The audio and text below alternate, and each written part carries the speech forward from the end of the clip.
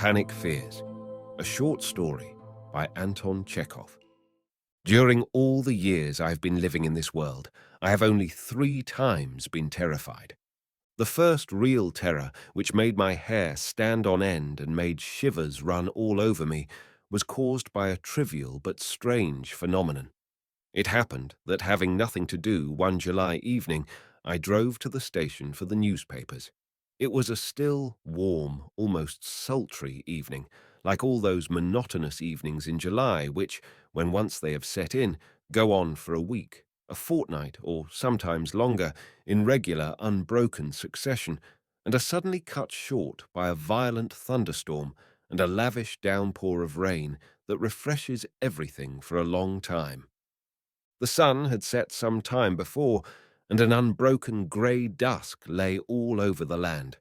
The mawkishly sweet scents of the grass and flowers were heavy in the motionless, stagnant air. I was driving in a rough trolley.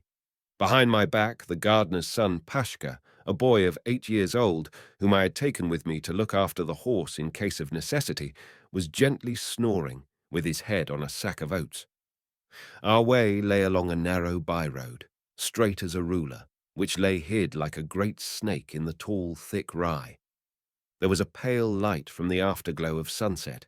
A streak of light cut its way through a narrow, uncouth-looking cloud, which seemed sometimes like a boat and sometimes like a man wrapped in a quilt. I had driven 1.5 or 2 miles when, against the pale background of the evening glow, there came into sight, one after another, some graceful, tall poplars. A river glimmered beyond them, and a gorgeous picture suddenly, as though by magic, lay stretched before me. I had to stop the horse, for our straight road broke off abruptly and ran down a steep incline overgrown with bushes. We were standing on the hillside, and beneath us at the bottom lay a huge hole full of twilight, of fantastic shapes, and of space. At the bottom of this hole, in a wide plain guarded by the poplars and caressed by the gleaming river, nestled a village. It was now sleeping. Its huts, its church with the belfry, its trees, stood out against the grey twilight and were reflected darkly in the smooth surface of the river. I waked Pashka for fear he should fall out and began cautiously going down. "Have we got to Lukovo?" asked Pashka, lifting his head lazily. "Yes, hold the reins." I led the horse down the hill and looked at the village. At the first glance, one strange circumstance caught my attention. At the very top of the belfry, in the tiny window between the cupola and the bells, a light was twinkling. This light was like that of a smouldering lamp, at one moment dying down, at another flickering up. What could it come from? Its source was beyond my comprehension. It could not be burning at the window, for there were neither icons nor lamps in the top turret of the belfry. There was nothing there, as I knew, but beams, dust, and spiders' webs. It was hard to climb up into that turret, for the passage to it from the belfry was closely blocked up. It was more likely than anything else to be the reflection of some outside light, but though I strained my eyes to the utmost, I could not see one other speck of light in the vast expanse that lay before me. There was no moon. The pale and by now quite dim streak of the afterglow could not have been reflected, for the window looked not to the west but to the east. These and other similar considerations were straying through my mind all the while that I was going down the slope with the horse. At the bottom, I sat down by the roadside and looked again at the light. As before, it was glimmering and flaring up. Strange, I thought, lost in conjecture. Very strange. And little by little I was overcome by an unpleasant feeling. At first I thought that this was vexation at not being able to explain a simple phenomenon, but afterwards, when I suddenly turned away from the light in horror and caught hold of Pashka with one hand, it became clear that I was overcome with terror. I was seized with a feeling of loneliness, misery, and horror, as though I had been flung down against my will into this great hole full of shadows, where I was standing all alone with the belfry looking at me with its red eye. "Pashka!" I cried, closing my eyes in horror. "Well?" "Pashka, What's that gleaming on the belfry? Pashka looked over my shoulder at the belfry and gave a yawn. Who can tell? This brief conversation with the boy reassured me for a little, but not for long. Pashka, seeing my uneasiness, fastened his big eyes upon the light, looked at me again, then again at the light. I am frightened, he whispered. At this point, beside myself with terror, I clutched the boy with one hand, huddled up to him, and gave the horse a violent lash. It's stupid, I said to myself. That phenomenon is only terrible because I don't understand it. Everything we don't understand is mysterious. I tried to persuade myself, but at the same time I did not leave off lashing the horse. When we reached the posting station, I purposely stayed for a full hour chatting with the overseer and read through 2 or 3 newspapers, but the feeling of uneasiness did not leave me.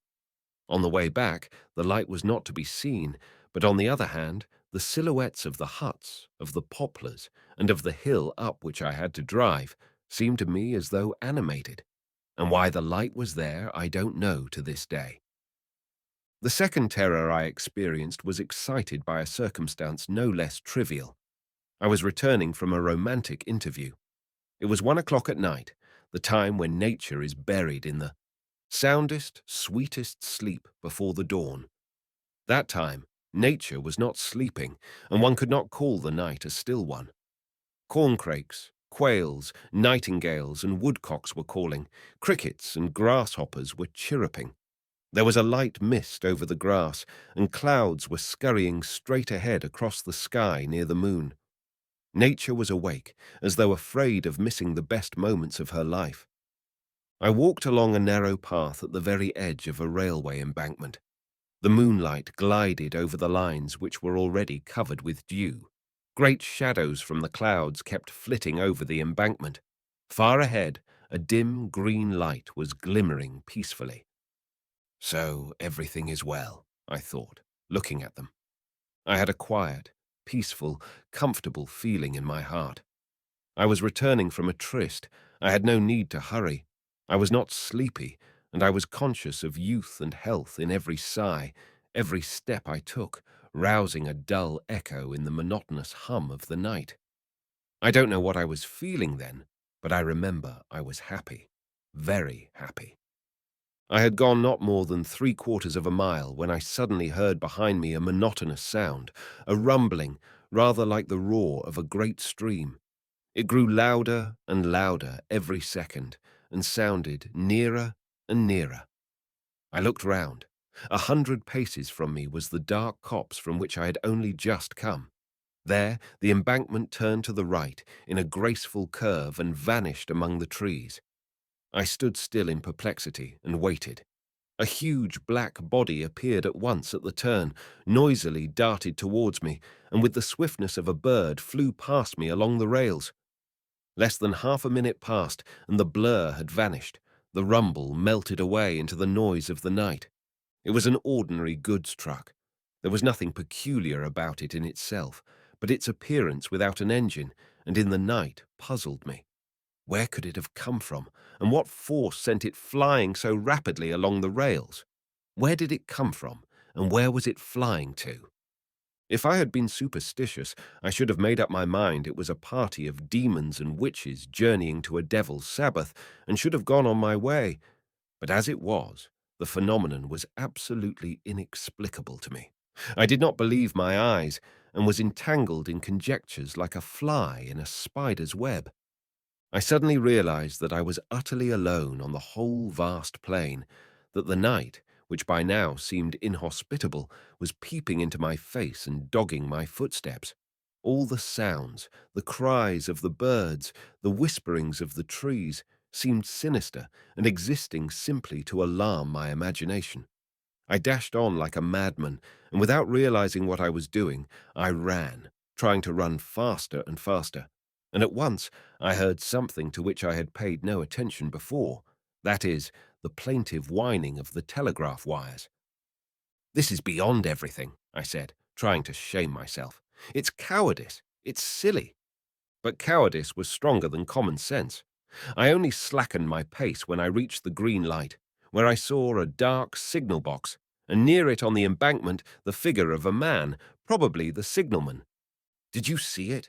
I asked breathlessly. "See whom? What?" "Why, a truck ran by." "I saw it," the peasant said reluctantly. "It broke away from the goods train. There is an incline at the 90th mile. The train is dragged uphill. The coupling on the last truck gave way, so it broke off and ran back. There is no catching it now." The strange phenomenon was explained, and its fantastic character vanished. My panic was over, and I was able to go on my way. My third fright came upon me as I was going home from stand shooting in early spring. It was in the dusk of evening. The forest road was covered with pools from a recent shower of rain, and the earth squelched under one's feet. The crimson glow of sunset flooded the whole forest, colouring the white stems of the birches and the young leaves. I was exhausted and could hardly move. 4 or 5 miles from home, walking along the forest road, I suddenly met a big black dog of the water spaniel breed. As he ran by, the dog looked intently at me, straight in my face, and ran on. "A nice dog," I thought. "Whose is it?" I looked round. The dog was standing 10 paces off with his eyes fixed on me. For a minute, we scanned each other in silence. Then the dog, probably flattered by my attention, came slowly up to me and wagged his tail. I walked on, the dog following me. Whose dog can it be? I kept asking myself. Where does he come from? I knew all the country gentry for 20 or 30 miles round, and knew all their dogs. Not one of them had a spaniel like that. How did he come to be in the depths of the forest, on a track used for nothing but carting timber? He could hardly have dropped behind someone passing through, for there was nowhere for the gentry to drive to along that road. I sat down on a stump to rest and began scrutinizing my companion. He too sat down, raised his head, and fastened upon me an intense stare. He gazed at me without blinking. I don't know whether it was the influence of the stillness, the shadows and sounds of the forest, or perhaps a result of exhaustion, but I suddenly felt uneasy under the steady gaze of his ordinary doggy eyes. I thought of Faust and his bulldog, and of the fact that nervous people sometimes, when exhausted, have hallucinations. That was enough to make me get up hurriedly and hurriedly walk on. The dog followed me. "Go away!" I shouted. The dog probably liked my voice, for he gave a gleeful jump and ran about in front of me. "Go away!" I shouted again. The dog looked round, stared at me intently, and wagged his tail good-humouredly. Evidently my threatening tone amused him. I ought to have patted him, but I could not get Faust's dog out of my head, and the feeling of panic grew more and more acute. Darkness was coming on, which completed my confusion, and every time the dog ran up to me and hit me with his tail, like a coward I shut my eyes. The same thing happened as with the light in the belfry and the truck on the railway. I could not stand it and rushed away.